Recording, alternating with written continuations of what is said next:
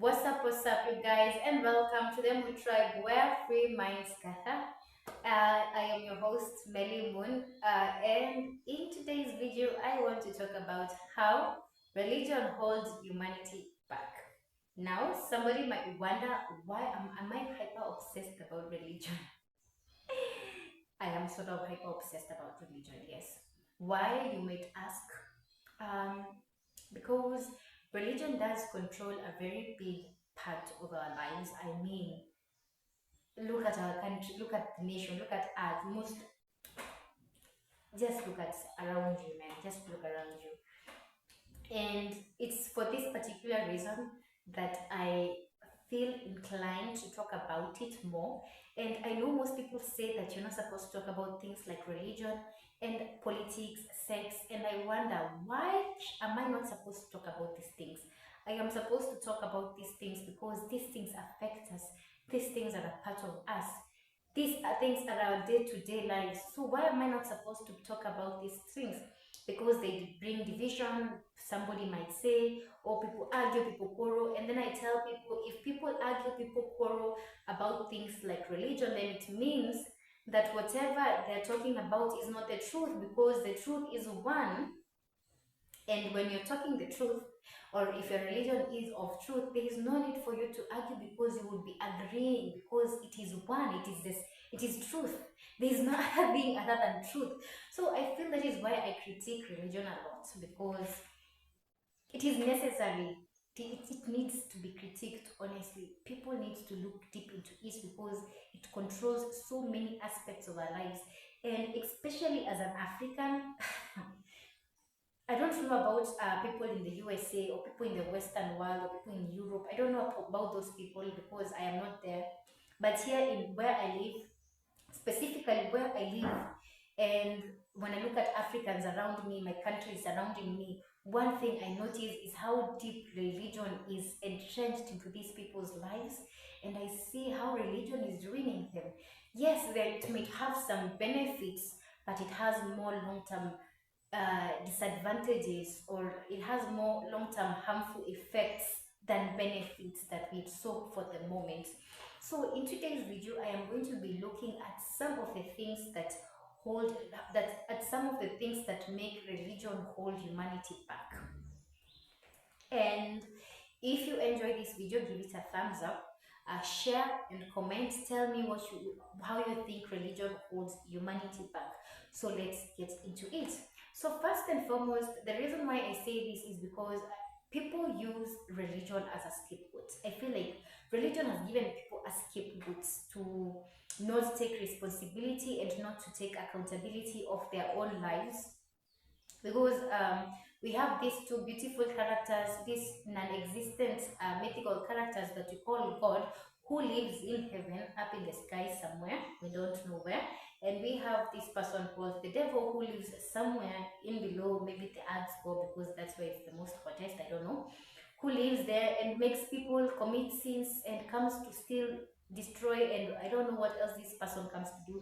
But you have assigned these people even characters that they play, and there's a whole book dedicated to these two characters, especially the character who lives in heaven, who is the God of Israel. I may say, I wonder who is not the God of Egypt.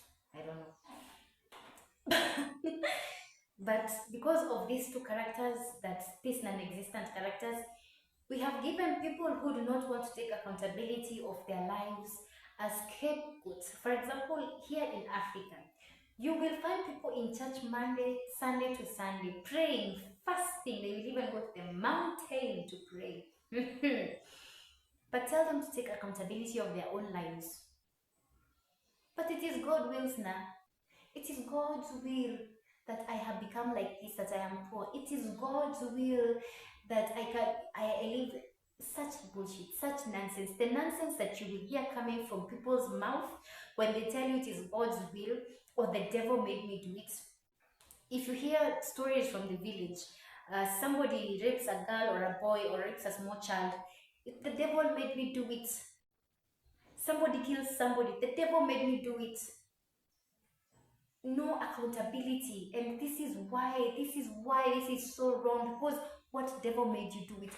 take me to the devil and let me talk to the devil. Let me go and talk to the devil and ask the devil, why did he make you do it? You know, where is this person that we keep on blaming? Why is he not a make him come here in character? Why is it, does it have to be like some invisible thing that we cannot see that made you do it?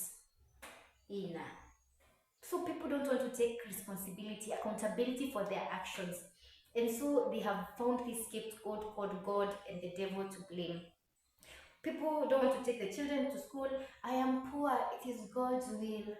People don't want to take accountability for their politics. It is God's will that so and so is president. If God chose him, then God had a... That language itself is the reason that is wrong with everything, and that is why humanity is so held back. That is why we are in 2024, but we still have problems that should have been eradicated from the face of earth since, I don't know, humanity started existing. But because there's something called religion that has given human beings a scapegoat, we are still here, 2024.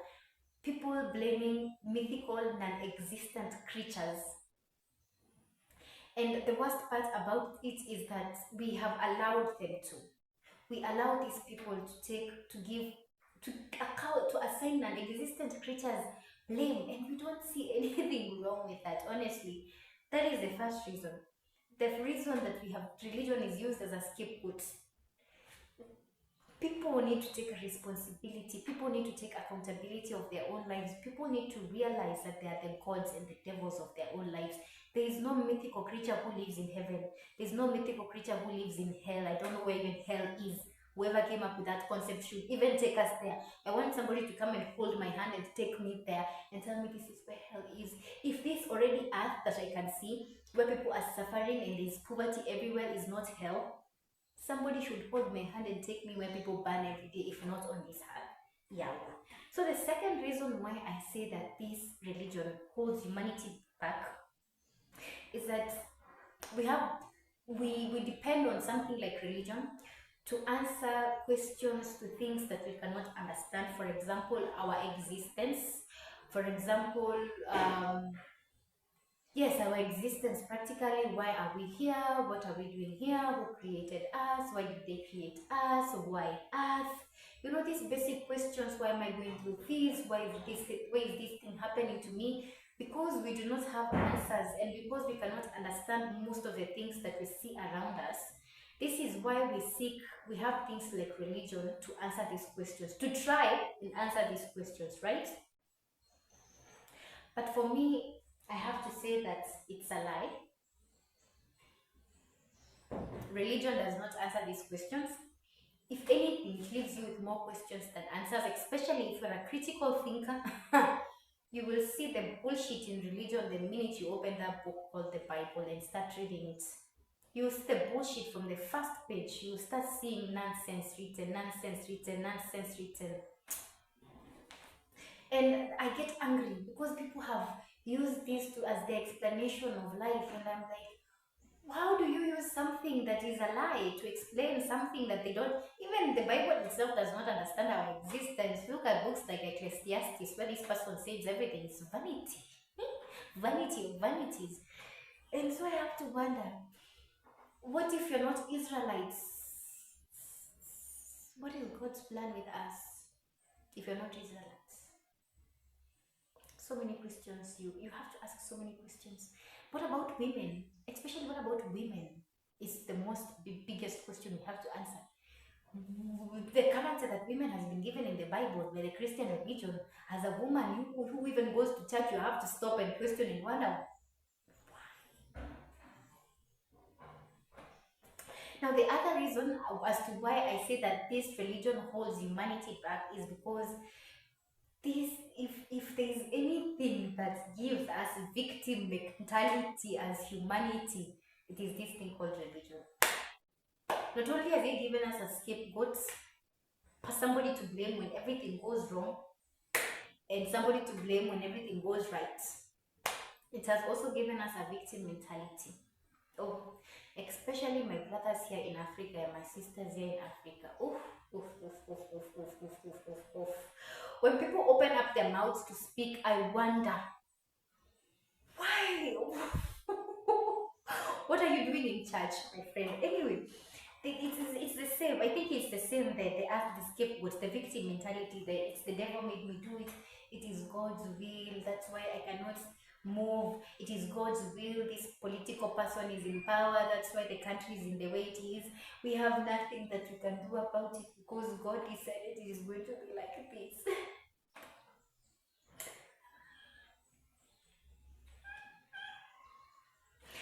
God will definitely help you. He will definitely help you. Yes, He will, my sister and my brother. God will help you see the truth. The truth is that this Christian religion is lying to you, especially as an African. What are you doing even practicing the religion of your colonizer? Let me not even get into it. The third thing is that it upholds inequality. Oh my goodness. If you want to go, if you want injustice, if you want to see something that actually validates injustice, just look at the Christian religion. Just look at religion in general. If there's anything that upholds inequality, just look at religion. Inequality between master and slave. There's a way it is written even in the Bible how you're supposed to treat your master, how the master is supposed to treat his slave, how the slave is supposed to treat his master. Tell me, in what sane world, when God created you, made you a master or a slave? Men and women, if there's something that has brought the division that we see in today's society, is religion. May it be defeated.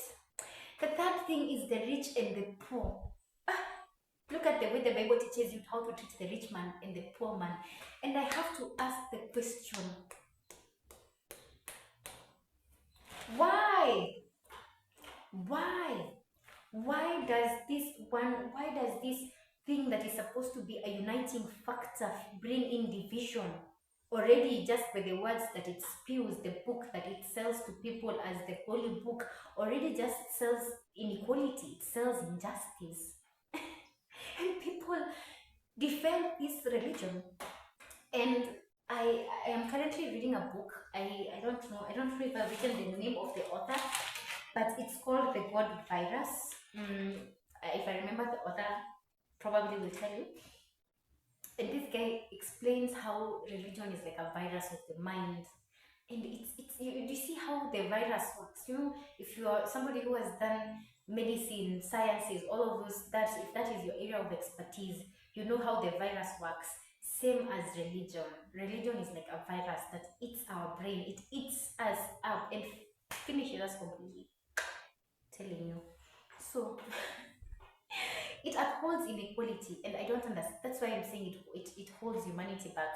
Because if it was a religion that teaches truth, if it was a religion that taught equality, if it was a religion that stood up for equality, for justice, for the true face of God, if it was a religion that was actually focused about God and not on money, trust me, humanity 2024, the problems that we are facing currently would be non-existent. So ask yourself if this thing is of God's nature, and if this thing is the face of God, and if this thing has been in existence since I don't know how many years of existence, and you people pay tithes, and you people give offerings, and you do all these things, you worship, you serve, you do all of these things that you do. Why is it that we in 2024 you still see and experience the same bad things that people experienced in the 1800s, that people experienced in the 1400s, in the 1300s? Nothing has changed. It might look as if you're advancing, but if you actually look closely, the more things change, the more they remain the same. And one thing I asked myself, and something when I discussed this topic with a friend of mine, a religious friend of mine, they asked me, what do you mean? Do you want to say that millions and millions of people are wrong? Like millions of people are just blindly worshipping or blindly following Christianity? And I told her, yes. Millions and millions and millions of people could be wrong. It is possible. The blind can lead the blind. It's sheep. you know, you have to go and understand collective mentality. You have to go and understand who we are, so that you understand how you could be wrong, how you could think that you are right but you are wrong.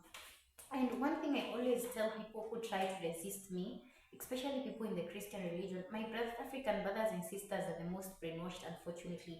When they try to resist me, I just tell them that it's a simple fact.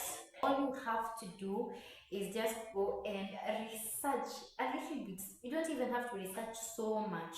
Just do a little bit of research about the Christian religion. Just a little bit of research. Just use a little bit of critical thinking. A little bit, not so much. Ask the right questions and you will start to see how you could be wrong, how millions could have fallen into the trap of Christianity, thinking that it is the truth, but in real sense, it is a religion of division, a religion of lies, a religion that does not bring people together. And then most people will also ask me, do I claim that there is no God because of the way I criticize religion? And I will tell them, what? If I claim there is no God, then I don't claim myself. How can I claim there is no God when I can see myself? Look at me, I mean, look at yourself. Look at the divinity in you. Like, look, just think about yourself and see, what do you mean there is no God? You yourself is a God. So I don't understand when people ask me, people think just because I criticize this imaginary God in heaven, the Christian God, the God of Israel, that I do not believe in God. That is a lie. Just because I criticize the Christian God does not mean I do not believe in God. I believe in God, or I believe in a higher power, just not that higher power that Christianity has tried to sell to me, because that higher power does not make sense to me. That to me does not sound like higher power. Honestly, for me, the Christian God sounds like some low vibrational, some, I don't know, I don't want to be so rude, but yeah. And they ask me, what about the devil? Do I then claim that there is no devil? And I tell them, of course there is. Look at yourself. Look at the evil things that you do. Look at the evil that is happening around the world.